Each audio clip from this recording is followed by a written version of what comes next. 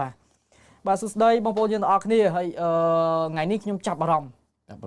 ទី1គឺរឿងរ៉ាវរបស់ Manchester United បាទតាក់ទងទៅនឹងអ្នកចាំទីណាបងបាទកាលពីម្សិលមិញឃើញដូចជាឃើញបងផុសដែរតាក់ទងទៅនឹងកីឡាករ Andre Onana បន្ទាប់ពីបច្ចុប្បន្នកំពុងតែខ្ចីជើងលេងនៅ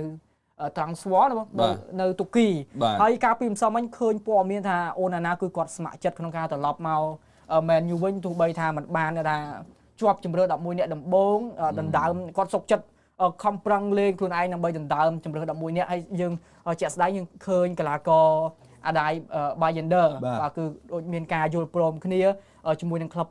Benfica បាទនៅកំពូលទូគីនេះដែរយ៉ាងខ្ញុំគិតថាតើ Man U អាចមានឆន្ទៈយក Onana មកវិញទេស្របពេលដែល Bayender គឺគាត់អាចថានឹងចាក់ចេញក្រោយចប់រដូវកាលនេះឃើញព័ត៌មានហ្នឹងច្រើនដែរហើយវាជាព័ត៌មានផ្សារភ្ជាប់ដែរបើខ្ញុំមើលទៅប៉ុន្តែបើមើលលើលទ្ធភាព Onana បច្ចុប្បន្ននេះមិនមានសល់ឈ្មោះអីឲ្យអ្នកគ្រប់គ្រង Man U នឹករលឹកទៀតទេព្រោះZenelement មកនេះគឺចំនួនដៃគាត់ច្រើនណាស់ហើយចំនួនអ្វីដែលគាត់ error ច្រើនដែរ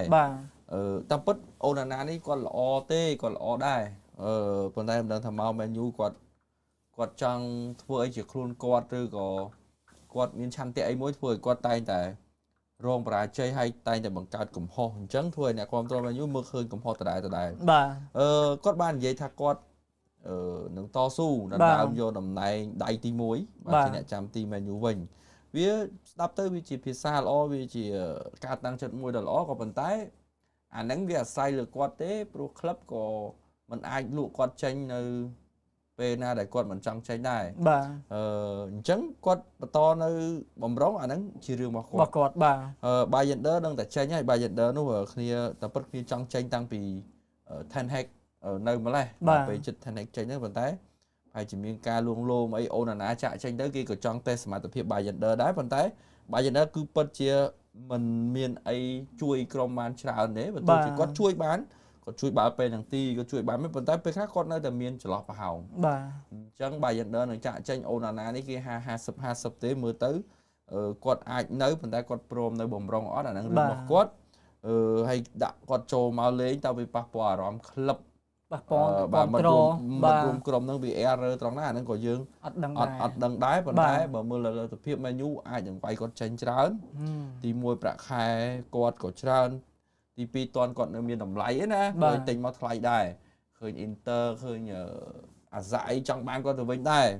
អញ្ចឹងតើតោះ Onana នេះឃើញផុសទៅឃើញអ្នកគ្រប់គ្រងគេ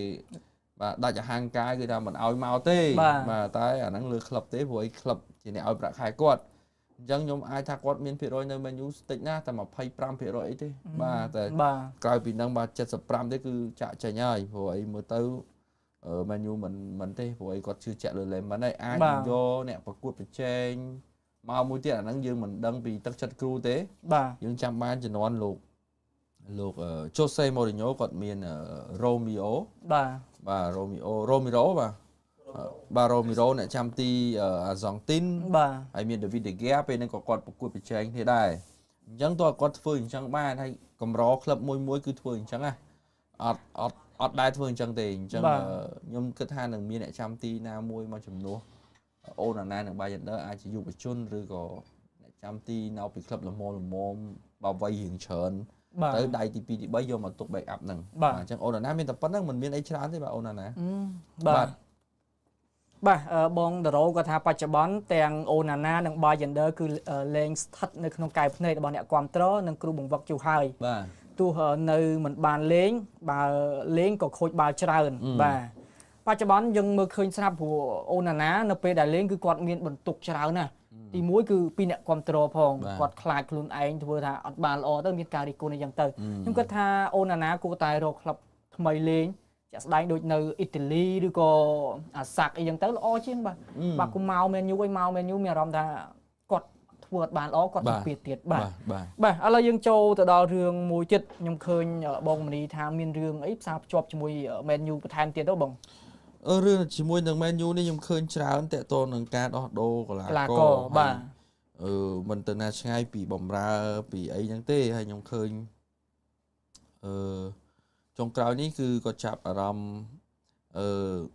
ត Tonali និង Gordon បាទប៉ុន្តែខ្ញុំមើលលើព័ត៌មានដែលចេញពី Tonali Gordon នេះគឺវាជាព័ត៌មានមួយដែលគេធ្វើឲ្យកីឡាកររបស់ Newcastle ហ្នឹងគឺមានហាងឆេងឡើងខ្ពស់បាទព្រោះអី Newcastle អាចនឹងប្រឈមបាត់បង់កីឡាករសំខាន់ដោយមិនមានកៅអី Champions League នៅរដូវកាលក្រោយបើមើលលើចំណាត់ថ្នាក់គាត់បច្ចុប្បន្នអញ្ចឹងតបទៅអ្វីដែលព័ត៌មាននឹងផ្ទុះឡើងក៏ខ្ញុំមិនលើកយកមកផយដែរប៉ុន្តែគាត់ថានេះវាជាទីផ្សារទេគាត់បងប្អូនយើងឃើញថាអូចង់បាន Tonali ល្អប៉ុន្តែខ្ញុំគិតថាមិនមែនជាពេលដែល Man U យក Tonali ទេព្រោះ Tonali នេះបំរើកណ្ដាលអញ្ចឹង Man U បាត់ Casemiro អញ្ចឹងវាទៅវិលជុំជាមួយនឹងខ្សែបំរើកណ្ដាលដែល Man U ចាប់អារម្មណ៍ឧទាហរណ៍ថាAnderson បាទ Anderson នោះ Man City យកបានអញ្ចឹង Tonali នេះអាចនឹងវិលចុះវិលឡើងមាន Man U មានអីចឹងទៅតែបើមើលមិនឃើញលេង Man City ទៅទិញ Tonali វិញយើងបាន Anderson វិញយើងបាន Anderson វិញអញ្ចឹងវានៅវិលនៅនឹងមានបាល់លេបានមិនអីប៉ុន្តែបើវ៉ាតុនខ្ញុំមើលទៅរៀងចាក់ឆ្ងាយពី Man U ច្រើនវ៉ាតុនអាចនឹងទៅ Liverpool អីដែរវ៉ាតុននេះមិនទៅណាមិនទៅក្រៅស្រុកទេព្រោះអីឃើញថា Real ក៏មានព័ត៌មានចាប់អារម្មណ៍គាត់ដែរបាទអញ្ចឹងតាក់ទងនឹងកីឡាករ Man U ខ្ញុំឃើញមានប៉ុណ្ណឹងហើយ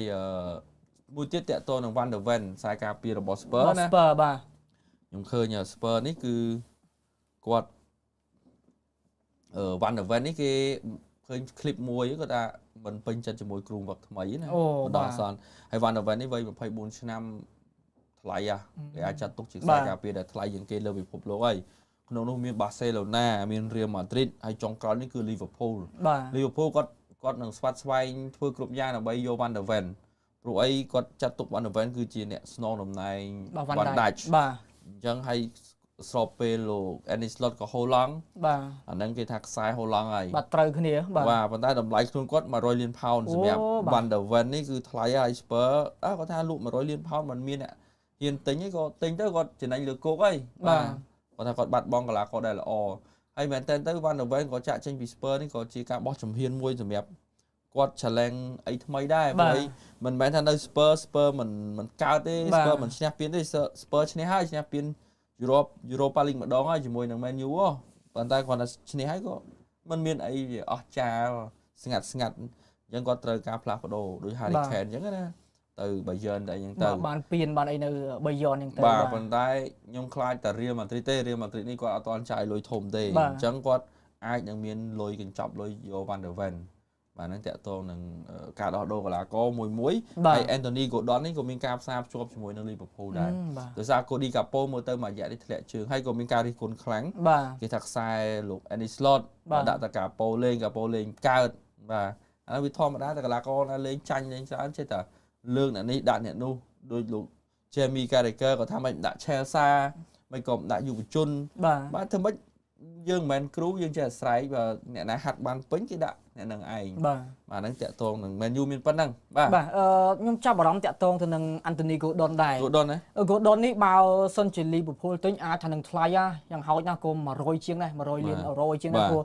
បច្ចុប្បន្នកុងត្រារបស់គាត់ជាមួយនឹង Newcastle នៅសល់ច្រើនដល់ឆ្នាំ2030បើអញ្ចឹងយើងបើទិញអាចថាថ្លៃបាទថ្លៃមែនទែនហើយមួយទៀតLiverpool អាចថានឹងមានការចាប់អារម្មណ៍ឃើញកីឡាករច្រើនណាដូចជាខ្សែបម្រើដែលមាន កំពុងតែចាប់អារម្មណ៍ក៏ដូចមាន Liverpool ចូលប្រជែងដែរមាន Anderson ក៏ Liverpool ចាប់អារម្មណ៍Tonali ក៏មានអារម្មណ៍ថា Spurs កំពុងតែតាមដានដែរបើអញ្ចឹងគឺអាចនិយាយបានថា Man U អាចថានឹងពិបាកប្រជែងក្នុងការយកថាខ្សែបម្រើដែលខ្លួនចង់បានណាព្រោះបច្ចុប្បន្នឃើញក្លឹបធំជាក់ស្ដែងដូចបងថាអញ្ចឹងគឺAnderson អាចថានឹងទៅ Manchester City ហើយព្រោះមើលឃើញតាមបើយើងម៉ែណា Anderson អាចថាចង់ទៅ Manchester City ជាងបាទឥឡូវយើងទៅមើល comment ជាបន្តទៀតបាទតើលបឿន Sesko រត់លឿនអត់អូលឿនបាទ Sesko រត់លឿនថ្ងៃមុនគាត់ថាគាត់រត់លឿនក៏ជារឿងមួយថាគាត់បានគិតទុកមុនក៏ជារឿងមួយព្រោះនៅពេលដែលគាត់រត់ហ្នឹងគឺគាត់រត់មុនខ្សែការពារតូកូស្គីណាគាត់រត់មុនហើយគាត់ដឹងមុនគាត់រត់មុនអញ្ចឹងរត់យ៉ាងម៉េចក៏រត់ឈ្នះគាត់ដែរគាត់រត់ទៅហើយស្របពេលមួយជំហានរបស់គាត់ដូច Haaland អញ្ចឹងវែងគាត់ខ្ពស់អញ្ចឹងគាត់រត់ពិតជាលឿនមែនប៉ុន្តែបើសិនខ្សែការពារប្រេមុន ក៏ពិបាកដែរគេអាចចាប់ទាញគាត់ណាប៉ុន្តែនេះគឺគាត់រត់ទៅត្រុយហ្មងព្រោះណាខ្សែការពារអត់ដឹងមុនអញ្ចឹងនេះជាការភាពវៃឆ្លាតរបស់ Sesko នេះខ្ញុំលើកពី Sesko តិច Sesko មករយៈដែលគាត់ធ្លាក់ខ្លាំងហើយគាត់លែងជាប់ជាជម្រើស11អ្នកតាំងពីលោក Amarin មកម្លេះគាត់ចាប់ផ្ដើមសង្ងំហើយរៀនហើយអ្វីដែលអតីត legend របស់ Man U Dimitar Berbatov បានលើកឡើងហ្នឹងខ្ញុំឃើញថាគាត់ចាប់ផ្ដើមស្ដាប់គាត់ស្ដាប់ហើយគាត់ធ្វើមែនBerbatov បានប្រាប់គាត់ថាឲ្យគាត់ហ្នឹងហ៊ានស្រែកហ៊ានប្រាប់គេឲ្យបោះបាល់ឲ្យគាត់ហ៊ានសម្រេចចិត្តហើយហ៊ានធ្វើឲ្យតំបន់គ្រោះថ្នាក់តំបន់11ម៉ែត្រហ្នឹងដែលជាតំបន់របស់គាត់ហ្នឹងឲ្យវាមានប្រសិទ្ធភាពបើថាធ្វើឲ្យមានអំណាចនៅតំបន់ហ្នឹងឲ្យខ្សែការពារខ្លាចអញ្ចឹងទីមួយខ្ញុំឃើញគាត់ចាប់ផ្ដើមមានការស្រែកការប្រាប់ដូចគ្រូញ៉ាណាបើមិនស្រែកឲ្យគាត់ទេគឺគាត់អូសុទ្ធហើយបាទ M6 ហ្នឹងដូចគ្នាយើងទៅស្រែកប្រាប់ក្នុងនាមជាខ្សែប្រយុទ្ធទី1ទី2គាត់ចាប់ផ្ដើមស្វែងយល់រៀនពីមនុស្សជុំវិញខ្លួនដូចឌីម៉ាតាបើបន្ទោគាត់ត្រូវឲ្យខ្សែប្រយុទ្ធម្នាក់ហ្នឹងទៅរៀនពីខ្សែបំរើ 3-4 រូបដែលនៅពីក្រោយគាត់ហ្នឹងថាតើគេជាប្រភេទបែបណាសួរគេថាតើពេលគេបោះបាល់ហ្នឹងគេចូលចិត្តបោះបែបម៉េចហើយគួរឲ្យខ្ញុំរត់បែបណាអញ្ចឹងគាត់ចាប់ផ្ដើមសួររឿងហ្នឹងយើងមើលคลิป 3-4 ប្រកួតជាប់គ្នាឲ្យតែគាត់ចប់ការប្រកួតគាត់តែងតែទៅនិយាយជាមួយនឹង Bruno ពេលតែកំហុសពេលមុនចប់ការប្រកួតហ្នឹងឃើញទេ Bruno បោះឲ្យគាត់តែតទៅចំអ្នកចាំទីដូចជាចុងក្រោយនេះបោះឲ្យក៏គាត់សុទ្ធត្រូវមានគ្រាប់បាល់ទី2ជាមួយ Everton ប៉ុន្តែគាត់ញាក់ទៅបំផុតអ្នកចាំទីហើយមានមុនហ្នឹងទៀតអញ្ចឹងគាត់តែងតែនិយាយពីកំហុសគាត់និយាយពីបទពិសោធន៍ដែល Bruno ចែកឲ្យគាត់អញ្ចឹងពីមួយប្រកួតទៅមួយប្រកួតគាត់ចាប់ផ្ដើមមានទំនុកចិត្តហើយមានអារម្មណ៍ថាគាត់ក្លាហានគាត់ហ៊ានសួរនាំសិស្សច្បងណាអាហ្នឹងវាជាអ្វីដែលជោគជ័យជំនាន់កីឡាករ Cristiano Ronaldo មក Man U បើតែគាត់មានមនុស្សជុំវិញខ្លួនគាត់ដែលតាមជួយប្រែខ្លាយខ្លួនគាត់ឲ្យទៅជោគជ័យព្រៀនប្រដៅណែនាំអញ្ចឹងណាអញ្ចឹងឥឡូវឃើញ Sesko នេះធ្វើត្រាប់បាទតាម legend ហើយក៏ដូចជាស្ដាប់តាមការណែនាំបាទអញ្ចឹងឃើញគាត់ល្អហើយបងប្អូនចេះតែចង់ដាក់គាត់11អ្នកដំបូងខ្ញុំគិតថានៅពេលនេះ Sesko ក៏គាត់បាននិយាយថា11អ្នកដំបូងនឹងដូរចូលវាលែងសំខាន់ហើយសំខាន់តែគាត់ជួយឲ្យក្រុមឈ្នះអត់អញ្ចឹងគាត់នៅតែធ្វើបានល្អនៅអាតង់ទី2ហ្នឹងអញ្ចឹងគាត់នៅតែបន្តនៅតង់ទី2ដូចគ្នាព្រោះអីពេលដែលគាត់ចូលគឺផ្លាស់ប្ដូរការប្រកួតគេ change the game ធ្វើឲ្យគូបដិបត្តិចាប់គាត់មិនបានបាល់លើអាកាសបាល់បោះរត់ឬហែកអីហ្នឹងក៏មានប្រសិទ្ធភាពអញ្ចឹងប៉ាគីស្ថានថ្ងៃអាទិត្យនេះគឺនៅតែគាត់មិនជាប់ជា11អ្នកដំបូងអញ្ចឹងលុះត្រាតែមានកីឡាករណារបួសមុនហ្នឹងដូចជាអាម៉ាត់ដូចជាគូញ៉ាអមមូមានបញ្ហាមិន fit ទេអាចនឹងមិនពេញទេអាចលេងតាំងទី2អាហ្នឹងទើបគាត់បានចូលប៉ុន្តែបើគេពេញដូចគ្នាគឺគាត់ដឹងតែនៅបំរុងហើយគាត់នៅបំរុងនេះក៏មិនមានអីប៉ះពាល់ដល់អ្វីដែលគាត់នេះដែរព្រោះអីគាត់ទៅចូលបានលេងអញ្ចឹងបងប្អូនចិត្តតែគិតព្រោះអីទីមួយគាត់នៅក្មេងគាត់ប្រស៊ាំសិនតែ22ឆ្នាំហើយប្រស៊ាំមើលតែគាត់រឹងដៃដល់ជើងគាត់ចូលពេញហើយមិត្តរួមក្រុមឥឡូវក៏មិនមែនដូចមិត្តរួមក្រុមពីដើមអូសសុទ្ធអស់អីដែរឲ្យតែប្រឡោះល្អហែកល្អគឺបោះហើយមើលទៅមិនមែនដូចជំនាន់ Sport គេណាឈោអូសុទ្ធបាញ់អូយបាញ់ដល់ហើយបាទប៉ុណ្ណឹងបាទខ្ញុំចាប់អារម្មណ៍រឿងមួយទៀតតាក់ទងទៅនឹងអតីតគ្រូបង្វឹករបស់ Man U ដែរគឺលោក Robin Amarin កាលពីរសៀលគឺឃើញមានពាក្យអាចារ្យបារាមថាក្លឹបយៈរបស់ប្រេស៊ីលគឺ Vasco da Gama គឺគាត់ចាប់អារម្មណ៍ចង់បានលោក Robin Amarin ទៅដឹកនាំខ្ញុំចង់ដឹងពីទស្សនៈរបស់បងតើត្រឹមវ័យ41ឆ្នាំតើលោក Robin Amarin គាត់អាចថាបោះចោលថាការលេងដឹកនាំនៅអឺរ៉ុបទៅយកនៅបែបថារំហែកកាយនៅប្រេស៊ីលនៅអាមេរិកយ៉ាងឬក៏យ៉ាងណាឬក៏គាត់នៅតែសម្លឹងឃើញក្លឹបធំនៅតំបន់អឺរ៉ុបជាបន្តទៀតបើតាមទស្សនៈរបស់បងណាខ្ញុំថាលោកអាមេរិកគាត់មិនទៅទេព្រោះអីគាត់មិនទៅអាចមានការអីគាត់ទៅទស្សនាឬអីទៅលំហែកាយអញ្ចឹងណាគាត់មិនអាចបោះបង់ក្លឹបនៅតំបន់អឺរ៉ុបទេគាត់នៅមានសក្តានុពលមានក្លឹបជាច្រើនក៏អាចនឹងរងចាំគាត់យើងមើលមិនឃើញឲ្យមានអាចនឹងក្រុមធំទៀតអាចនឹងមាននៅអ៊ីតាលីនេះរងគ្រោះរឿងគ្រូបង្វឹកច្រើនអាច Inter អាច Juventus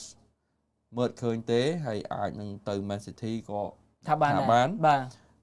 នៅមានច្រើនអញ្ចឹងខ្ញុំថាគាត់មិនជំរឿគាត់មិនមែនដល់ថ្នាក់គាត់ទៅ Brazil ទេវាអាចមានដែរមានតិចតួចប៉ុន្តែបើមើលលើវ័យគាត់កំពុងតែ challenge កំពុងតែ ត្រូវការប្រកួតប្រជែងគាត់មិនទៅលីកមួយដែលលីកគេហៅលីកទៅចូលនិវត្តន៍មិនទៅរំហែកាយសប្បាយណាប៉ុន្តែខ្ញុំថាគាត់អាចនឹងនៅបន្តជាពិសេសខ្ញុំចាប់អារម្មណ៍មើលដូចជា Inter Milan អាចនឹងមានការដោះដូរគ្រូវឹកអញ្ចឹងគាត់ចូលទៅហើយអាចនឹងគាត់សាងស្នាដៃម្ដងទៀតនៅ Inter ក៏ថាបានបាទត្រឡប់មកតំបន់អឺរ៉ុបវិញបាទបាទបាទឥឡូវយើងមើល comment ជាបន្តទៀតបាទបង Erling Haaland ចឹងឲ្យ Man U យក Morgan របស់ Nottingham Forest មកជំនួស Bruno អាចចាក់ចេញរដូវកាលក្រោយ Morgan គីវ៉ៃ Morgan បាទគឺធ្លាប់និយាយគីវ៉ៃនេះតាំងពីយូរហើយគីវ៉ៃនេះប៉ុន្តែគីវ៉ៃនេះខ្ញុំថាកិច្ចមិនផុតពី Manchester City ទេអូបាទគាត់ជាអតីតកីឡាកររបស់ Man City គាត់ចេញពី Man City ដូចជាទៅណាទេមុនមកដល់ Nottingham Forest នេះដូចជាទៅ Aston ទៅអីមកចាំទេប៉ុន្តែគាត់អាចនឹងទៅ Manchester City វិញព្រោះក៏មានការចាប់អារម្មណ៍ដែរហើយគាត់ធ្លាប់Morgan Gibbs នេះក៏ពិតគាត់ត្រូវទៅ Spurs តែដើមរដូវកាល Here we go ហើយប៉ុន្តែមិនដឹងអាម៉េចអាម៉ាមានរឿងមានរាវក៏នៅ Nottingham វិញបាទខ្ញុំក៏ធ្លាប់និយាយថា Morgan Gibbs នេះជំនួស Bruno គាត់ប្រកែក្លុកបាញ់ពីចម្ងាយប៉ុន្តែខ្ញុំនៅតែសម្លឹងថាមិនមែនជាដូច Bruno ទេបាទ Bruno ចែកបាល់ហើយ IQ Bruno ល្អជាងអាការបត់បាយនេះ Bruno ល្អជាងអញ្ចឹងគីវ៉ៃនេះវាមើលឃើញគីវ៉ៃនេះគាត់លេងបម្រើលេខ10ដែរបាទខ្ញុំគិតថាសម្រាប់បច្ចុប្បន្ននេះលោក Carrick មើលទៅមិនចាប់អារម្មណ៍គីវ៉ៃទេគាត់ទៅជាចាប់អារម្មណ៍បម្រើកដាលដែលចំវិញបាទហើយ role Bruno នេះគេកំពុងតែដាក់ក្តីរំពឹងណាទៅលើ Cole Palmer ណោះបាទតែ Cole Palmer នោះយូរថ្លៃឆ្ងាយមិនដឹងអាម៉េចទេហើយ Bruno នេះក៏មិនដឹងថាបន្តកុងត្រាជាមួយ Man U ទៀតទេគាត់គ្រាន់តែបញ្ជាក់ថាចាប់ចាំចប់ដល់ World Cup បាទអញ្ចឹងអានេះតាក់ទងនឹង Bruno បាទទៀតសោតកីឡាករ Man U ដូចជា Kobe Mainoo មកដល់ពេលបច្ចុប្បន្នក្លឹបអត់ទាន់បន្តកុងត្រាណាបងនៅបាទនៅបែរជាការចរចាតម្លៃខ្លួនអត់ត្រូវកំពុងតែចរចាប្រាក់ខែហើយគាត់មើលទៅគាត់ដល់ត្រូវគ្នាប៉ុន្តែក៏មិនទាន់ប្រកាសឲ្យចឹងណាប៉ុន្តែប្រាក់ខែគាត់ទាច្រើនមើលទៅអាចថា22,000ឬបាទទាឡើង20,000បាទហើយគាត់ឡើងនេះវាឡើងចិត្តគុណនឹង10ដែរបាទអញ្ចឹងចាំមើលថាតើគាត់ជួយអីបើសិនជាគាត់បានក៏អី Champions League អីអាចគេឲ្យគាត់ដែរណាបាទប៉ុន្តែទម្លាប់កីឡាករ Man U ហ្នឹងគេឲ្យអញ្ចឹងវាធ្វើឲ្យខូចបាទខូចលឿនពេកមិនថាខូចអីមិនថាខូចហាងឆេងកីឡាករឲ្យគាត់តាមលំដាប់លំដោយទៅពី5000មក10000មក20000មក50,000ចាំ10,000 10,000 5,000 នេះទៅណាបាទប៉ុន្តែនេះគាត់បោះមកពុបលឿនបដ ாய் ដូចជាគាត់20,000បាទទៅពេលគាត់ឡើង20,000វាគុណនឹង10អញ្ចឹងអាចគាត់មកត្រឹម5-10,000ឬក៏10,000ពី10,000នេះល្មមសិនបាទហើយចាំចប់ពីរដូវកាលឡើងទៅ20,000អានោះវាមិនអីទេហើយគាត់តម្រង់គាត់ឡើងតាមហ្នឹងអានេះប្រាក់ខែច្រើនហើយវាមិនឡើងតម្រង់វាទៅចាក់តម្រង់អាហ្នឹងវាជាបញ្ហារបស់បាទរបស់ក្លឹបទាំងមូលបាទសួស្ដីទៅកាន់បង Tyson Lee បាទ Good morning ពីនីសមុទ្របាទសួស្ដីបងបាទសួស្ដីទៅកាន់បងណាង Mario បាទបងដរោគាត់ថា Sesko ជាក្មេងខិតខំហើយកែប្រែកំហុសឃើញថាពីមួយប្រកួតទៅមួយប្រកួតរីកចម្រើនរហូតជាពិសេសក្មេងនេះចរិតល្អត្រង់មិនត្រាំមកច្រើនមិនចរិតទុកឯងព្រោះឃើញ Sesko គាត់ស្ងប់ស្ងាត់ដូច Harry Maguire អញ្ចឹងគាត់មិនមានការលេង social media បាទមិន post status បាទអាចទៅជាអ្វីមួយដែលល្អហើយទី1ទី2គាត់មិនមានបងប្អូនគ្រួសារដែលចូលទៅ Old Trafford ពាក់អាវឬក៏និយាយថាមិនឲ្យបងប្អូនខ្ញុំលេងមិនឲ្យបងខ្ញុំលេងអ្នកយើងត្រឡប់ទៅជំនាន់ម៉ៃនូឃើញបងមកហ៎បាទហើយមើលមានម្នាក់ទៀតខ្ញុំភ្លេចបាត់ហើយដូចកាណាឆូបាទហ្នឹងហើយគាត់គឺមិនមែនអញ្ចឹងមិនមែនដ្រាម៉ាហើយកីឡាករមែនយូបច្ចុប្បន្នឥឡូវនេះគឺមិនមានអ្នកណាដ្រាម៉ាបាទអញ្ចឹងអ្វីដែលគេហៅ Deadwood ដកឈើងាប់ចេញលេខបានមិនខំតែដ្រាម៉ាហើយវាប៉ះពាល់អ្នកណាវាប៉ះពាល់ក្រុមយើងណាទី1ចប់ការប្រកួតMan U ចាញ់វាទៅដាក់ emoji លើ Instagram យំអីចឹងទៅឬសើចអីចឹងទៅវាគេចាប់ទាញមុំមកថាវាអញ្ចឹងឲ្យស្របពេលដែលវាហ្នឹង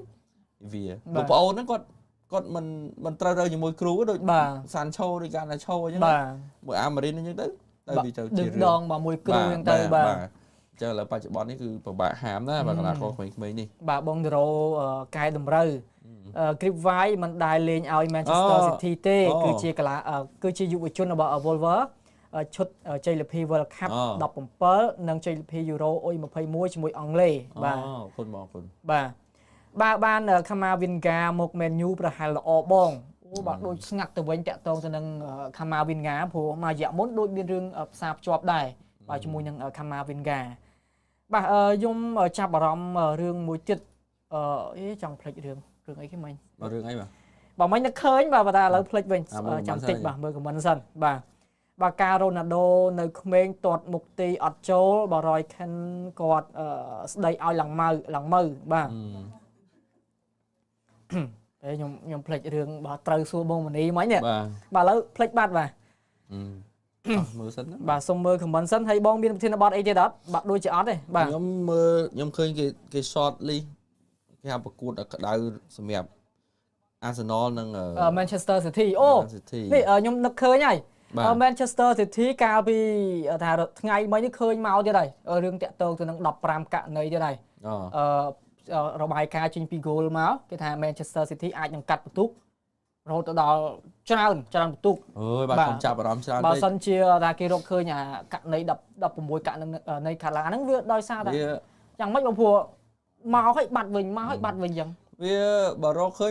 យូរហើយអាករណីហ្នឹងវាមានការចោទប្រកាន់ណាបាទហើយមិនក៏រមឃើញអាកំហុសហ្នឹងគេយកទៅកប់នៅទៅណាវារមឃើញអញ្ចឹងវាឡើងជាព័ត៌មានសំខាន់ហើយវាសំខាន់វាគួរតែការសំខាន់តាំងពី1ឆ្នាំមុន2ឆ្នាំមុនគ្រាន់តែកាត់បន្ទុកឬក៏ដកមិនសិទ្ធិបែបណាអញ្ចឹងណាមកអញ្ចឹងឥឡូវចេញព័ត៌មានហ្នឹងទៀតខ្ញុំដូចជាមិនមានអីវាសាបសម្រាប់ខ្ញុំចង់ធ្វើក៏ធ្វើទៅមិនចង់ធ្វើក៏សេចឯងបាច់និយាយយកលុយបាទតែប៉ុណ្្នឹងឯងខ្ញុំឃើញខមមិននៅ YouTube មួយណាឡានេះគាត់ថា admin 2នាក់ហ្នឹងមានមួយណាចេះលេងបាល់ទេបាទដាក់ក្រុមកងបានបាទកុំឃើញតែនិយាយបាល់ទេលេងបាល់ក៏មិនណយដែរបាទបងនិយាយពី Snell Lemon អូបាទ Lemon ល្អបានប្រកួតមកគឺអត់ទាន់ថាចាញ់ដូចជាទៅតែ2ប្រកួតឡើយទេបើជាមួយនឹង Man U ចាញ់វាជារឿងធម្មតាប៉ុន្តែសំខាន់ Lemon ធ្វើបានល្អមិនតឹងចិត្តមិនសាញចិត្តណាគេបានលើកគាត់ថាគាត់ប្រកែកនៅអាសិចយ៉ាតហ្នឹងអាតំបន់គាត់ចាំហ្គោលហ្នឹងណាឃើញប៉ះ Everton ប៉ះ Arsenal ហ្នឹងគាត់ធ្វើបានអាសិចយ៉ាតល្អArsenal Everton ហ្នឹងគេទៅលួចរៀនពី Arsenal មកគេចង់សាហាវជាង Arsenal ទៀតប៉ុន្តែអាក្បួនហ្នឹងអាក្បាច់ហ្នឹង Man U បង្ក្រាបបានហើយមានក្រៅពីចាប់ទាញចាប់បោករួចទៅបុកហ្វូតូហ្នឹងទេបើមិនចឹងទេពួកនឹងរត់ទៅបុកអញ្ញាច្រើនដូចកាលពី Everton Kobe Mainoo ដាក់បាទ story គាត់មកដូចបាឡាកាហ្នឹងបាទវាទៅជាកវេមកវ៉ាអញ្ចឹងណាបាទហ្នឹង Man U បង្ក្រាបក្បួនហ្នឹងបានហើយក្បាច់ហ្នឹងបានហើយអញ្ចឹងរកក្បាច់ថ្មីមកបាទលុកសពេលណាលុកអូបាទរឿងលុកសនេះមិនលក់ទេមាននៅដល់អស់កុងត្រានេះក៏ចូលនិវត្តន៍បាទចូលនិវត្តន៍ទៅបាទហួសពេលហើយសល់ដូច Johnny Evans បាទលេងចាប់ទៅធ្វើការជាមួយនឹង Manchester United អញ្ចឹងទៅបាទបងបើបាត់លុកសតើយក Robinson របស់ Fulham យ៉ាងម៉េចដែរឃើញគាត់ល្អនៅខាងឆ្វេងបាទតើតើនឹងឆ្វេងនេះ Man U គេបាននិយាយដែរគេ Man U និយាយព័ត៌មានចចាបណ្ដាំជាមួយ Man U ហើយក៏ធម្មតាវាចេញមកពី Jacob Ben ចេញមកពីលោក David Ornstein ដែរគាត់ថា Man U ត្រូវការខ្សែស្លាបឆ្វេងចាប់ពីស្លាបឆ្វេងដែលមានបទពិសោធន៍ច្រើនអញ្ចឹងក៏អត់ត្រូវការកីឡាករវ័យក្មេងនេះអាចនឹង25ឡើងទៅលើបាទឬក៏26 27 28ហ្នឹងនោះគេដៅទៅលើ Di Marco របស់ Inter Milan ប៉ុន្តែខ្ញុំគិតថាអាចនឹងមានម្នាក់ទៀតប៉ុន្តែម្នាក់ហ្នឹងវាអាចនឹងនៅក្លឹបដែលយើងនឹកស្មានមិនដល់ដូចយើងមើលទៅ Patrick Duku អញ្ចឹងណា Duku គេហៅកីឡាករអនាគតកីឡាករវ័យក្មេងឥឡូវគាត់កំពុងតែប្រសើរឡើងប៉ុន្តែបញ្ហារបួសអញ្ចឹងកីឡាករស្លាប់ឆ្វេងខ្សែការពារហ្នឹងគេត្រូវការអ្នកមានបទពិសោធន៍អញ្ចឹងខ្ញុំគិតថាអាចនៅអង់គ្លេសច្រើនជាង Robinson នេះក៏អាចថាបានឬក៏កីឡាករផ្សេងនៅក្លឹបនីមួយប៉ុន្តែគឺអ្នកមានបទពិសោធន៍គេបញ្ជាក់ទៀតណាអញ្ចឹងដល់មានបទពិសោធន៍អាច25ឡើងទៅលើហ្នឹងហើយបាទសួស្ដីទៅកាន់បង Naro បាទសួស្ដីបង Man U សង្ឃឹមថាលើកពានប្រមាណភាគរយអូបាទរឿងលើកពាន Man U ទៅលើកពានបាទអត់អាចទេបាទអត់អាចកាត់ឡើងទេបាទបើសិនជាកៅអីឬកៅអីអឺរ៉ុបបាទដល់ការក្រោយយើងអាចថាសង្ឃឹមបានបាទប៉ុន្តែបើឲ្យលើកពានគឺយើងមិនមានថាសង្ឃឹមក្នុងការលើកពានទេបាទឥឡូវរឿងបងមនីថាតាក់ទងទៅនឹង Manchester City និង Arsenal ព្រោះបច្ចុប្បន្នកលៀតបន្ទូគឺខុសគ្នាថា158 156បាទ56បាទខុស2បន្ទុកទេបាទបើមើលទៅអាច Arsenal អាចជន់ដានចាស់ឬក៏ យ៉ាងម៉េចបងបាទបច្ចុប្បន្នមិនមែន5ទេបច្ចុប្បន្នខ្ញុំមើលមិញនេះគឺ61និង56អូបាទ61 56ប៉ុន្តែ Arsenal លើសការប្រកួត Man City មួយប្រកួតបាទអញ្ចឹងបើ Man City ឈ្នះប្រកួតទី28គាត់មាន59គាត់ចាញ់2បន្ទុកដដែលបាទអញ្ចឹងខ្ញុំត្រឡប់ទៅវិញប្រកួតនេះដោយសារក្រុមពីរហ្នឹងនឹងត្រូវប៉ះគ្នានៅ final បាទ final FA Cup EFL Cup បាទ EFL Cup អញ្ចឹងការប្រកួតលើសអាហ្នឹងយើងទុកបន្លាយសិនខ្ញុំមើល5ប្រកួតចុងក្រោយរាប់ពីប្រកួតក្រោយទៅរវាងក្រុមទាំងពីរបាទ Arsenal គាត់ប៉ះអាទិត្យក្រោយនេះជាមួយនឹង Chelsea គាត់បានដោះរឿងដែលធំអីប៉ះ Spurs នេះខ្ញុំនិយាយមែនណាបើសិនជាលោក Thomas Frank នៅមិនដល់ 4-1 ហ្នឹងទេប៉ុន្តែគ្រូថ្មីមកមិនមានអំណាចឬក៏មិនមានអីធ្វើកីឡាករដែលមិនស្ដាប់គ្រូឃើញទេមិនស្ដាប់វិន័យគ្រូសុកចិត្តចាញ់អញ្ចឹងទៅមកចាញ់រហូតដល់ 4-1 ប្រកួតទី2គាត់ប៉ះជាមួយនឹង Brighton ហើយនៅក្រៅដីទៀតប៉ះ Brighton នេះមិនមែនជារឿងងាយស្រួលទេអានេះក៏ជាសម័យកាលធ្ងន់សម្រាប់លោក Arteta ដែរបាទប្រកួតទី3ប៉ះ Everton នៅក្នុងទឹកដីខ្លួនមិនដឹងថាយ៉ាងណាទេប៉ុន្តែមានភាគរយឈ្នះច្រើនសម្រាប់លើ Everton នេះអាចនឹងមានអភិនិហាអីខ្ញុំអត់ដឹងទេហើយប៉ះ Bournemouth នេះក៏មិនធម្មតាដែរជាក្លឹបដែលតែងតែរំខានទៅលើ Arsenal ជាពិសេសគឺអាជើងទី2ហ្នឹងឯងហើយប្រកួតទី5គឺប៉ះ Man City អញ្ចឹងយើងត្រឡប់មកមើល Man City វិញ Man City គេប៉ះ Leeds គេប៉ះ Nottingham គេប៉ះ West Ham គេប៉ះ Chelsea ដែរបាទ Chelsea ប្រកួតទី5គេប៉ះជាមួយនឹង Arsenal ហ្នឹងទឹកដីរបស់ Man City អញ្ចឹងយើងកុំនិយាយប្រកួតទី5ហ្នឹងជាប្រកួតកាត់សេចក្តីរវាងក្រុមទាំងពីរប៉ុន្តែប្រកួតនេះប្រកួតមុនដូចគ្នានេះChelsea គឺជាតួជ្រៀតជ្រែកគេបើ Chelsea ធ្វើបានល្អលើក្រុមណាមួយវានឹងប៉ះពាល់ទៅការដណ្ដើមពានសម្រាប់ក្រុមទាំងពីរហ្នឹងមិនដឹងថា Chelsea អាទិត្យនេះទៅធ្វើបាប Arsenal បែបណាមិនដឹងថា Chelsea ប្រកួតអាទិត្យ4អាទិត្យទៀតប៉ះជាមួយ Man City ធ្វើបាប Man City បែបណាក៏ប៉ុន្តែទី1 Chelsea លេងក្រៅដីទាំងពីរបាទយើងមិនដឹងទេអញ្ចឹង Chelsea គឺជាអ្នកកាត់សេចក្តីថាក្រុមណាអាចស៊ីខ្ជួសក្នុងការបន្តទៅយកពានបាទអញ្ចឹងគឺតេតតនៅលោក Arteta ហើយគាត់បានចាយពិន្ទុច្រើនមែនតែនដែលធ្វើឲ្យគម្លាតពិន្ទុសល់ត្រឹមតែ2ពិន្ទុបច្ចុប្បន្នគាត់គួរតែឈ្នះប្រកួតមុនមិនគួរណាស្មើទេគាត់ចាញ់តែ Man U មួយទេបើរាប់ពីដើមឆ្នាំ2026នេះប៉ុន្តែគាត់ស្មើហើយគាត់ក៏ត្រូវមានភារកិច្ចណែដណ្ដើមពាន EFL Cup ជាមួយ Man City ទៀតសាកជើងគ្នាម្ដងហើយចាំប៉ះគ្នាបាទនៅ Premier League ទៀតបាទហើយនៅ UEFA Champions League ទៀត Champions League ដូចជាអាចនឹងប៉ះ Bayern Munich បាទឬក៏មួយទៀត Barcelona បាទពីហ្នឹងបាទមិនដឹងទេឥឡូវចាំមើលសិនអញ្ចឹងសិតតការងារធ្ងន់សម្រាប់លោក Arteta អញ្ចឹងផ្លូវទៅយកពាននេះវាដូចជាការដាក់មួយមានសម្ពាធមួយអត់មានសម្ពាធគឺលោក Arteta លោកPep Guardiola គាត់មិនមានសម្ពាធទោះប្រកបមិនឈ្នះពានក៏មិនមានអ្នកណាចាប់តួអូនដំណើរគាត់ដែរអញ្ចឹងមួយទៅយ៉ាងស្រួលមួយទៅយ៉ាងតឹងអញ្ចឹងណាអានេះខ្ញុំប្រៀបធៀបបន្តិចតួចតទៅនឹង Arsenal នឹងឯងបាទដូចជាអស់ហើយបាទ Arsenal បាទបងតារ៉ូគាត់ថាសម្រាប់ Arsenal នឹងផ្លាត់មិនបានពានទេបាទគាត់ថាកលៈទេសៈតានតឹងបែបនេះត្រូវការគ្រូដែលមានបទពិសោធន៍ខ្ពស់ធ្លាប់ឆ្លងកាត់ការប្រកួតប្រជែងច្រើនលោក Arteta ល្អ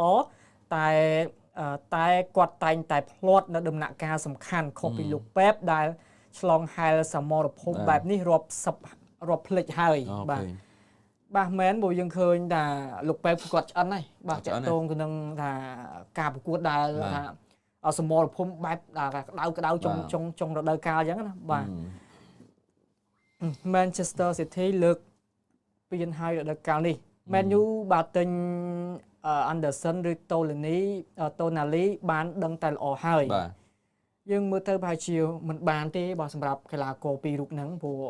ជាក់ស្ដែងគឺ Man U អត់សូវថាបាទ Anderson ចាប់អារម្មណ៍បាទតែ Tonali អាចថាជាថាដូចអ្នកសារព័ត៌មានគេ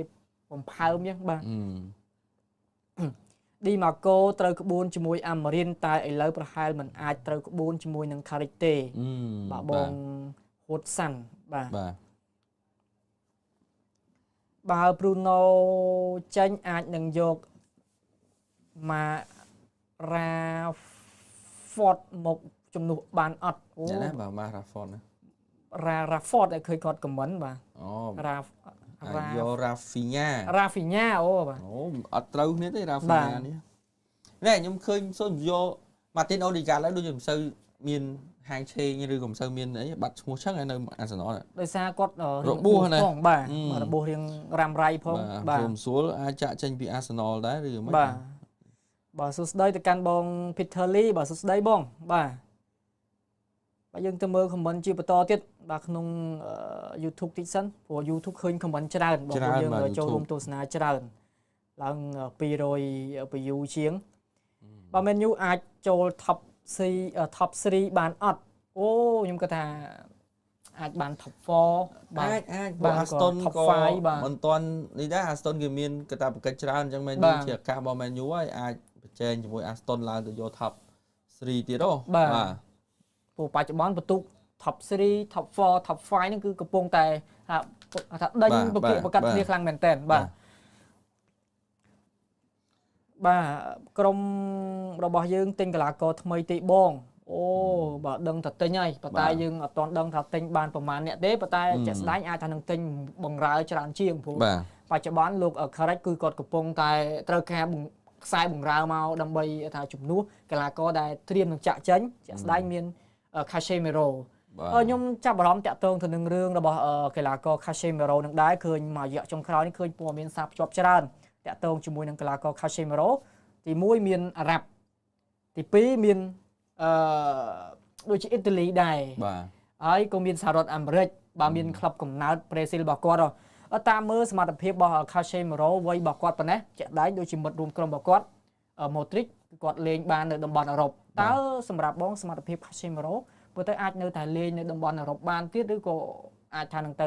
រំហែកាយព្រោះកីឡាករភាគច្រើនគាត់ចូលចិត្តថាបែបរំហែកាយជាក់ស្ដែងទៅអាមេរិកអញ្ចឹងទៅបើ lifestyle ការរស់នៅអីគឺវាថាសេរីភាពអីចឹងណាបងសម្រាប់បងមើលទៅ Casemiro អាចថានឹងផ្លាស់ទៅលេងនៅតំបន់ដែលថារំហែកាយ lifestyle រស់នៅអី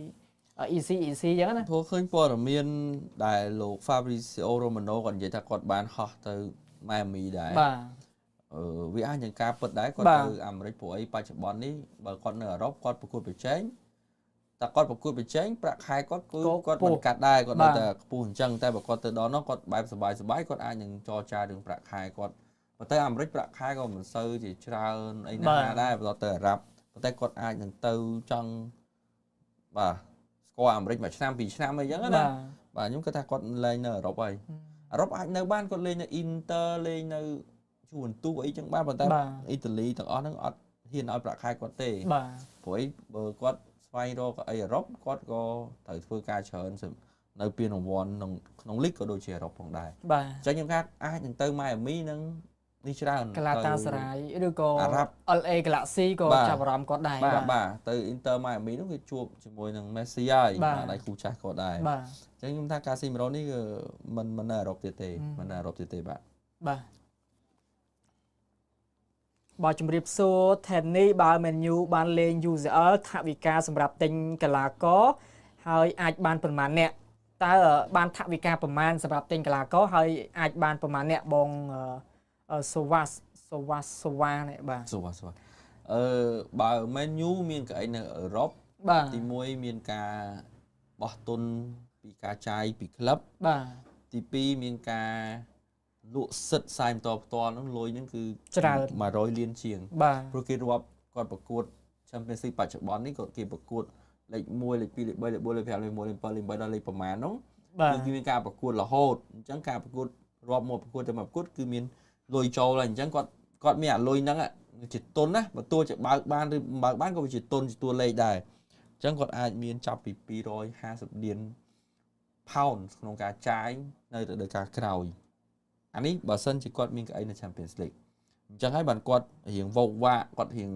ឡូឡារឿងទិញកីឡាករថ្លៃបំរើកណ្ដាលក៏ហ៊ានយកដល់2អានេះអាចកើតឡើងមែនព្រោះបច្ចុប្បន្ននេះថ្នាក់ដឹកនាំ Man U ក៏មិនមែនឈរអោបដៃមើលឈរដកដង្ហើមចោលដែរគឺគាត់រត់ណាស់គាត់ធ្វើការណាគាត់ចង់បានមុខមាត់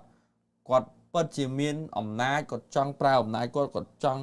គ្រប់គ្រងអ្វីដែលជាការងារក្រោមការ ដឹកនាំមកគាត់ដូចមានចំនួនប៉ះគ្នាជាមួយអាមេរិកអាហ្នឹងវាគាត់ជាអំណាចប៉ុន្តែគាត់ចង់ប្រើអំណាចគាត់យកមកធ្វើការដូចគ្នាអញ្ចឹងគាត់ក៏មិនឈរអោបដៃមើលថាហេកីឡាករល្អមកគួរណាប្រឡែងឲ្យគេឬក៏ឲ្យទៅស្រួលដែរគាត់ត្រូវតែកាក់យកហើយទន្ទឹមនឹងកាក់ហ្នឹងគាត់ទិញមើលដែរកីឡាករណាដែលចំប្លង់គាត់មកគាត់យកមិនមែនចេះតែផ្អើតាមគេអូអារបស់ហ្នឹងល្អគាត់ទៅដែរគាត់យកពីដើមមែនយូទៅអញ្ចឹងប៉ុន្តែឥឡូវអត់ទេហើយទៅអញទៅតែអញបាទតែគាត់ថាគាត់ចង់បាននេះគឺគាត់យកតបបានយើងមើលដូចអឹមបាមូដូចគូញ៉ាបាទដូច Channel Element អីបាទ Cesco ដូចជាអត់ទេមែន Cesco នេះជាការចង្អុលបង្ហាញមួយភ្លាមហើយទន្ទឹមនឹង Cesco អត់មានអ្នកចាប់អារម្មណ៍គាត់បាទអញ្ចឹងហើយគាត់គឺជាគេហៅថានៅអាឡម៉ង់លោក Christopher Vivel គឺជាអ្នកអូសទាញគាត់មកហើយអញ្ចឹង Vivel ហ្នឹងដើរតួសំខាន់ណាស់ជាគេហៅថា Director of Recruitment ណាជាអ្នកដើរបាទមើលកីឡាករបាទមើលកីឡាករហ្នឹងបាទបាទបងតារ៉ូគាត់បន្ថែមបេក្ខភាពដែលនឹងមកចំនួនតំណែង Bruno មាន3បាទទី1 Palmer ទី2 Bellingham ទី3គឺ Pedro Goncalves បាទរបស់ Sporting Lisbon ណាបាទ Palmer មើលទៅអាចថាមិនឥឡូវទេអាចនឹងយូរបាទសម្រាប់ Cole Palmer ព្រោះថ្ងៃមុនឃើញដែរឃើញព័ត៌មានតាក់ទងទៅនឹងមិត្តភក្តិជិតស្និទ្ធរបស់គាត់ម្នាក់ណាគាត់ថានឹងគាត់នឹងជំរុញឲ្យ Palmer នឹងមកចូលរួមជាមួយនឹង Manchester United ហើយគាត់ក៏បានលើកឡើងដែរថា Palmer បច្ចុប្បន្នកំពុងតែនឹកថាទីក្រុងក៏ស្រុកកំណើតរបស់គាត់ដែរបាទទីក្រុង Manchester City ហ្នឹង Manchester ហ្នឹងបាទហើយទី3 Bellingham បាទដូចជាបងមនីបាននិយាយតាក់ទងទៅនឹង Bellingham ដែរបាទហើយទី3គឺ Pedro បាទកីឡាកររបស់ Sporting បាទអ្នកដែលលេងដូច Bruno ខ្ញុំអាចថាបើយកពូ Palmer នេះមិនមើលទៅក៏មិនដូច Bruno ដែរប៉ុន្តែគាត់ថា Palmer គាត់ថាគាត់ជា key បាទកូនសោមួយដែលដោះបានសម័យកាលច្រើនដែរប៉ុន្តែបើឲ្យថាដូច Bruno ខ្ញុំអត់នៅតែមិនពេញចិត្តខ្ញុំទេបាទប៉ុន្តែ Palmer គឺជាអ្នកណាខ្សែបំរើប្រយុទ្ធមួយរូបប៉ុន្តែបើឬចោះឡើងក៏អូន Palmer នឹងមិនសូវចោះដែរបាទតែគាត់ថាមានបច្ចេកទេសមានទេពកោសល្យជើងឆ្វេងគាត់ជាកេះគាត់សុទ្ធបន្តិចពិតជាល្អរបស់គាត់ហើយ Bellingham នេះគេកាយសម្បទាគាត់ល្អបាទគាត់អាចមកលេងប្រយុទ្ធបានប៉ុន្តែការចែកបាល់គាត់មិនខុសពីគូញ៉ាទេបាទហើយក៏មិនខុសពីគូប៊ីម៉ៃនូដែរបើខ្ញុំអាចនឹងយក Pedro Goncalves ទៅបាទប៉ូទុយហ្គាល់ដូចគ្នាប្រភេទលេងស្តៀងគ្នាបាទអានេះពីខ្ញុំណា Sporting ដែរ Goncalves នេះបាទអាចនឹងធូរថ្លៃជាង2អ្នកនោះបាទ Palmer បារម្ភមួយគឺបញ្ហារបួសបាទបញ្ហាសប្តាហ៍ថ្ងៃនេះគាត់អត់ទាន់ជាដាច់ពីរបួសគាត់ទេនៅ Chelsea បាទអញ្ចឹងគាត់ចង់ហើបឡើងទៅខ្លាំងក៏មិនដែរមិនកើតដោយសារលេងតិចរបួសបាទអញ្ចឹងគាត់លីឈ្មោះ3អ្នកនេះគឺម្យ៉ាងដែរតែBellingham នោះរៀងឆ្ងាយរៀងមិនបញ្ចេញមកទេបងគិតថាកីឡាករណាអាចនឹងចាក់ចេញខ្លះនៅរដូវកាលក្រោយបើចាក់ចេញយើងដឹងច្បាស់គឺ Casemiro មានតែ Casemiro មួយហ្នឹងហើយនឹងអាចមានកីឡាករ Sexy មួយទៀតបាទ Sexy ហើយនឹង Bayender ដែលខ្ញុំបាទនិយាយមុនហើយតាក់ទងទៅនឹង Bruno គឺអត់តាន់ទេបាទដូចគាត់បានលើកឡើងអញ្ចឹងគឺក្រោយចប់ World Cup បាទទើបគាត់សម្រេចចិត្តហើយតាក់ទងទៅនឹង Luxor តាក់ទងទៅនឹង Dalot គឺអត់មានថាព័ត៌មានផ្សារភ្ជាប់ដែលថាគាត់នឹងអាចចាក់ចេញទេបាទអូនេះ YouTube ហ៎បាទ Man U អាចយកយុវជនមកច្រើននៅរដូវកាលក្រោយឃើញលោក Carrick ជាមួយនឹងជំនួយការរបស់គាត់តែងតែទៅមើលការលេងរបស់យុវជនជានិច្ចបើជាពិសេសឃើញ JJ Gabriel ទេបង Gabriel បាទល្អបាទគាត់សុទ្ធបានច្រើនគ្រាប់ឲ្យអុយរបស់ Man U បាទហេតុផលដែលលោក Carrick តែងតែទៅមើលយុវជនលេងបាទវាមានហេតុផលរបស់គាត់បើនិយាយពីការងារគេហៅថាគ្រូធំចង់មកមើលផ្ទាល់អញ្ចឹងធ្វើឲ្យយុវជនទាំងអស់ខិតខំបង្ហាញសមត្ថភាពខ្លួនដើម្បីឡើងទៅឈុតធំបាទហើយវាជាការពិតមែនអាចគាត់ឡើងទៅឈុតធំមែនព្រោះការ Carrick គាត់នៅ West Ham គាត់នៅយុវជនអញ្ចឹងគ្រូធំឬក៏គេហៅថា search បងគាត់មកទស្សនាគាត់ផ្ទាល់អញ្ចឹងក៏វាជាកម្លាំងចិត្តមួយសម្រាប់គាត់ដែរអញ្ចឹងគាត់យកអាបរិបទដែលគាត់ធ្លាប់ឆ្លងកាត់គាត់យកមកប្រើហើយធម្មតាគាត់ត្រូវតែមើលយុវជនគាត់មើលពី culture គាត់រៀនមើលថាអ្នកណាល្អអ្នកណាមិនអញ្ចឹងគឺត្រូវតែមើលហើយវាអាស្រ័យទៅលើគ្រូបង្វឹករៀងខ្លួនគ្រូបង្វឹកខ្លះចូលចិត្តប្រើ កន្លះកមានស្រាប់សិនអ្នកគ្រូបើខ្លះចង់ប្រើយុវជនដើម្បីឲ្យវាមានអនាគតទៅល្អណាអញ្ចឹងយើងមើលដូចប៉ែបចឹងគាត់មិនសូវប្រើយុវជនទេតែគាត់ប្រើកន្លះគាត់ឲ្យល្អស្រាប់យកមកផ្គុំគ្នាអញ្ចឹងគាត់នៅពេលដែលតំបន់ហ្នឹងគាត់នឹងបញ្ចេញយុវជនមកមួយតោះតែនឹងសិនគាត់យកយុវជនមកអញ្ចឹងបើយកយុវជនមកទាំងស្រុងឬក៏តែ 40% ឬក៏ 30% ក៏វាប៉ះពាល់ដែរតោះតែតំបន់ហ្នឹងនឹងអស់យុវជនមកមួយដូច Folden ដូចអីគេ Rico Lewis បាទ Oscar Bob អីស្អីទៅយុវជនល្អណាបាទរបស់ Man City O'Reilly នេះក៏យុវជនល្អដែរឥឡូវជាប់ជាមួយអ្នកដំបងរហូតអាហ្នឹងខ្ញុំនិយាយពី Man City អញ្ចឹង Man U មានច្រើនហើយយុវជន Man U ឥឡូវកំពុងតែឡើង JJ Gabriel នេះវ័យ16ពីប្រមូលគាត់មកលេងអុយ18ព្រោះគាត់លេងអុយ16នេះគេចាប់គាត់លេងជាប់ហើយណាគាត់លេងមួយក្លឹបផ្សេងៗគេចាប់គាត់លេងជាប់មានកៃរ៉ូនីក៏លេងជាមួយគាត់បាទមានអ្នកណាទៀតអ្នកដែលលេងអុយ16 Matato ល្អច្រើន Leon អុយ18ដែរនេះអ្នកល្អនេះ Chido Obi Martin នេះគឺលេងអុយ16 18ហើយទៅលេងអុយ21មកហើយមុននោះសុទ្ធចូលបាន5គ្រាប់បាទអញ្ចឹងវ័យគាត់ទៅ17 18ដែរ Chido Obi Martin នេះបើខ្ញុំនិយាយមិនខុសទេគាត់ល្អទៅទៀតគឺគាត់ឡើងមកតំបន់ប្រយុទ្ធជាមួយនឹង Sesco ហ្នឹងហើយបច្ចេកនេះព្រោះកាយសម្បទាការពិតពាំងការសុទ្ធគឺចាប់ផ្ដើមរីកចម្រើនតាំងពីតតជំនាន់លោក Ten Hag លោក Amarin មកពេលហ្នឹងគាត់អស់ជំរឿគាត់ប្រើ OB ប៉ុន្តែ OB វ័យទៅតែ17ឆ្នាំណាប៉ុន្តែខ្ញុំគិតថាបើមួយឆ្នាំទៀត18 19ពេញសាច់ល្អណាស់ក្មេងនេះមានធំស្អាតណាល្អអញ្ចឹងខ្ញុំគិតថាយុវជន Man U គឺទាំងព្រមអញ្ចឹងមកលោក Harry គាត់ចាប់ផ្ដើមមើលឲ្យគាត់ធ្វើការសម្រេចចិត្តឲ្យបានត្រឹមត្រូវតើយុវជនណាដែលអាចបន្តនៅឬក៏ឲ្យខ្ចីជើងព្រោះខ្ញុំមើលទៅគឺគាត់ចុះផ្ទាល់រហូតទៅមើលយុវជនបាទតោះមានទៀតបាទយើងទៅមើល comment ជាបន្តទៀតមានបងមនីបាត់ដរងដូចអូនបាត់បងបាទបងដរងជាប់រវល់ទៅតាមខេត្តបាទបង Peter Lee គាត់ចង់សួរ admin តើក្រុមអង់គ្លេសអាចលេង Champions League 5ក្រុមទេដោយសារក្រុមលេងបានល្អនៅវគ្គជម្រុះ16ក្រុមនេះបាទឥឡូវឡើងទៅ6បាទ6អញ្ចឹងបើឆ្លងទៅឥឡូវ16ក្រុមណាឆ្លងទៅ8ក្រុមបើទៅបាន5អាចប៉ុន្តែខ្ញុំអត់ដឹងថាខ្ញុំអត់បានលំអិតថាគេចាប់អ្នកណាប៉ាអ្នកណាណាអត់ដឹងទៅអង់គ្លេសទៅប៉ាអង់គ្លេសអត់ទេអាចនឹងបាន5កៅអីទៀតឥឡូវនេះ6កៅអីទៅដោយសារ Spurs គេឈ្នះ Europa League បាទអញ្ចឹងអាចនឹងបាន5កៅអីទៀតតាមព័ត៌មានកាលពីមុនចាប់ផ្ដើមរដូវកាលមែនក្រុមនៅអង់គ្លេសអាចបាន6បើសិនជាក្រុមណាមួយគាត់បានជើងឯកបាទបន្ថែមទៀតអាចនឹងបាន6កៅអីបាទគេអាចយកពី top 5ទៅបាទឆ្នាំនេះគេឲ្យ Super Computer Opta ហ្នឹងគេឲ្យ Arsenal ហ្នឹងគេឈ្នះមាន%ឈ្នះដល់80បាទច្រើនជាងបាទUEFA Champions League ប៉ុន្តែបើគេ Super Computer នេះគេវាយតម្លៃគេឲ្យតម្លៃហ្នឹងគេវិភាគហ្នឹងគឺដោយសារ Arsenal គេនៅ top 1បាទនៅតារាង UEFA Champions League ដែរអញ្ចឹងមិនដឹងថានេះឥឡូវបើ Arsenal គេខ្លាំងឬក៏គេចង់បញ្ចេញជូកោសាច់ដូងគេគេប៉ះ Bayern Munich មែនណាបាទទម្លាក់ Bayern ទៅហើយអូខ្លាំងណាស់ដូចគេទម្លាក់ Real អញ្ចឹងណាបាទមិននឹកស្មានតែគេទម្លាក់ Real បានតែគឺទៅចាញ់ PSG អញ្ចឹងគូសត្រូវសងសឹកចាស់គេគឺ PSG និង Bayern Munich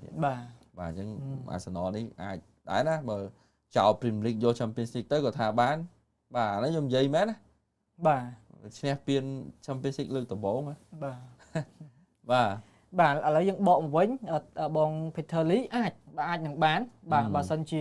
ក្រុមមាន Manchester នៅអង់គ្លេសគឺអាចបាន Champion អាចបាន6កៅអីបាទMan U អាចនឹងលក់បាអ៊ូកាតេបានអត់ admin ម៉ាណែលអ៊ូកាតេនេះដូចជារៀងស្ងាត់ទៅវិញតាក់ទងទៅនឹងការដោះដូរកីឡាករជាក់ស្ដែងដូចជាមានក្លឹបនៅ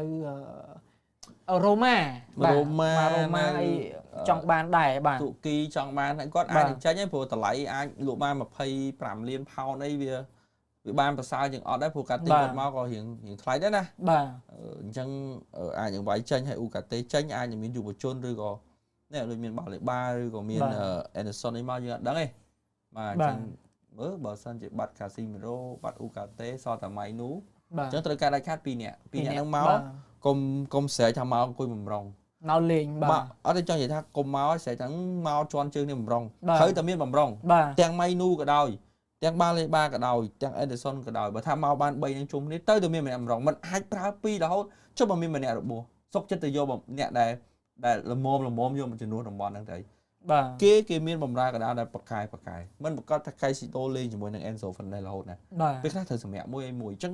កុំស្រែកថាអូយបងប្អូនយើងស្រែកអូយបំរុងកជើងនេះមិនឲ្យយកមកប៉ះពាល់ខ្ញុំសុកចិត្តយកកីឡាករមកប្រកួតប្រជែងគ្នានៅក្រុមហ្នឹងមកអញ្ចឹងយើងដឹងឲ្យប្រកួតប្រជែងនេះចំណេញគឺយើងអ្នកចំណេញពួកគាត់ខំបាទនេះអ្នកកីឡាករ Man U តែងត្រាម៉ានៅពេលដែលគេយកកីឡាករមកជន់រ៉ូលអ្នកកសែតចាប់ដើមជ្រុំកន្លែងហ្នឹងទៅកីឡាករខ្លួនឯងចាប់តូតុនត្រាម៉ាទៅតាមអ្វីដែលគេនិយាយថាអូអញអញ្ចឹងមែនអញបាត់បង់ក៏អីគេយកអ្នកតំបន់ហ្នឹងមកគឺគេយកដើម្បីប្រកួតប្រជែងគ្នាអ្នកណាខ្លាំងអ្នកនឹងបានលេងហើយមិនប្រកាសថាអ្នកខ្លាំងនឹងលេងបានរហូតទេវាត្រូវមានពេលសម្រាប់វាត្រូវមានការផ្លាស់ប្ដូរអញ្ចឹងបើយើងមិន ready ខ្លួនឯងផង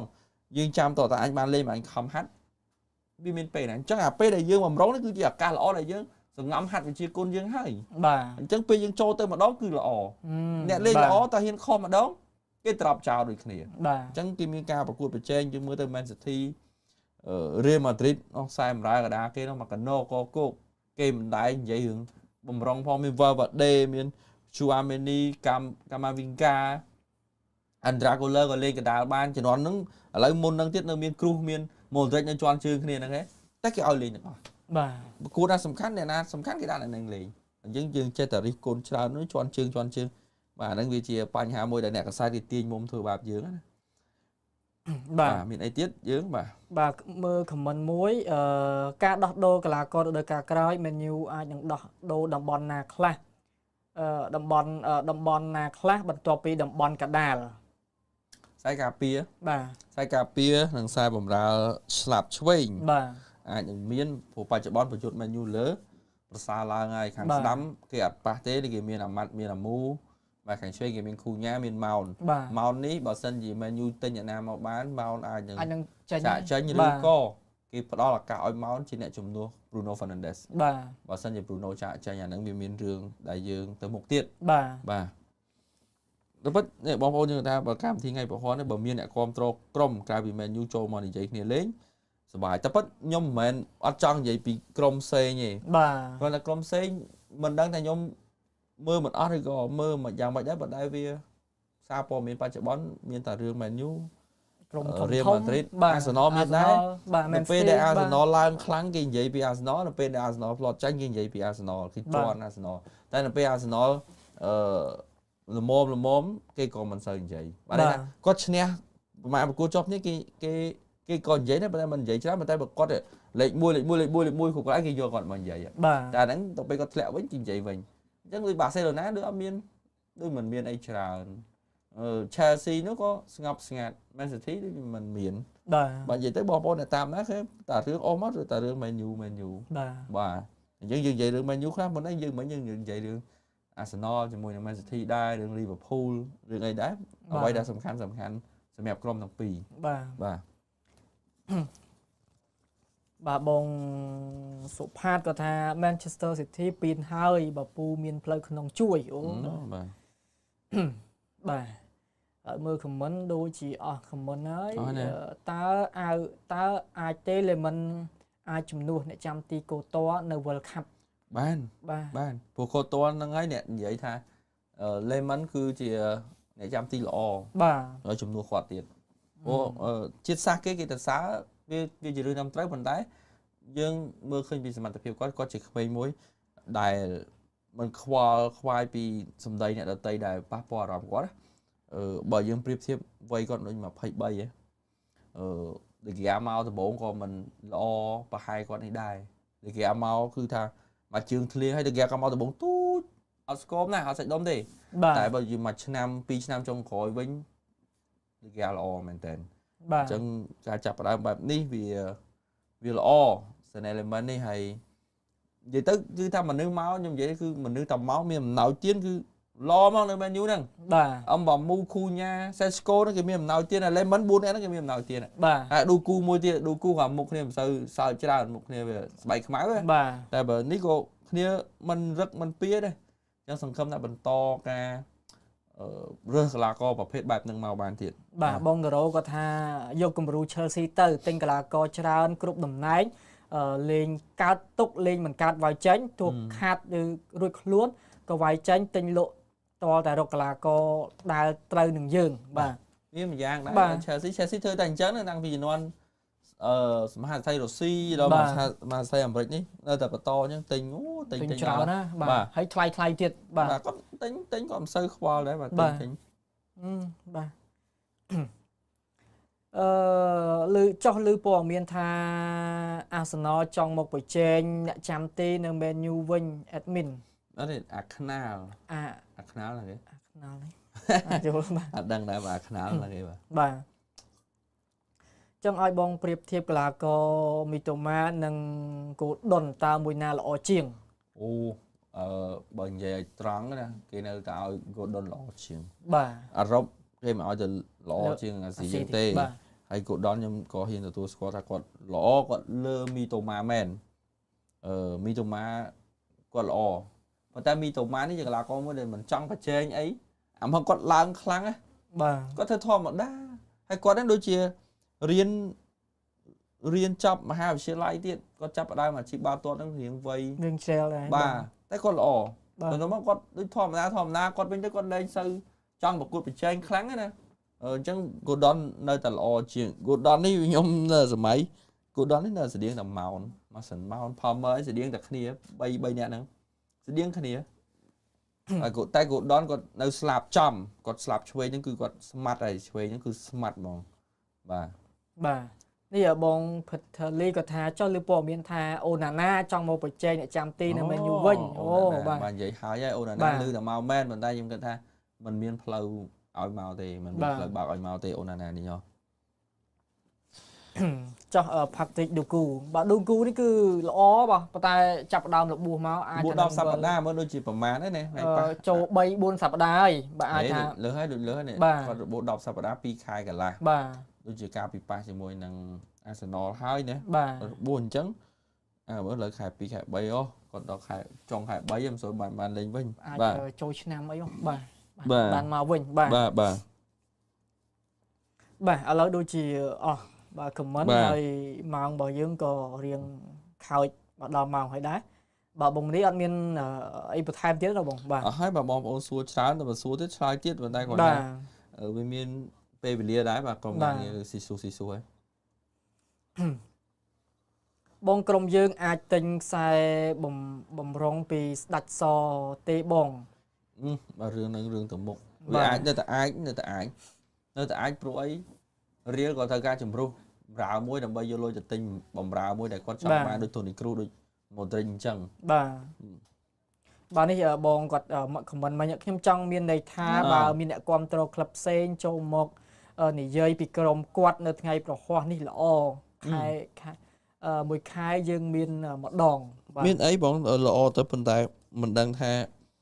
យើងពិបាករកបាទជាដំបងយើងអាចរកបានប៉ុន្តែអាចតែចាប់ពីខែទី2ខែទី3ទៅអាចថានឹងពិបាកយើងអត់សូវមានថាស្គាល់ច្រើនបាទអាចបងប្អូនយើងអាចតាក់ទងមកវិញបាទចង់អីចឹងណាបាទចង់ឡើងវិញគាត់ឡើងមកគាត់អៀនទៅបាទបងតើក្រុមយើងអាច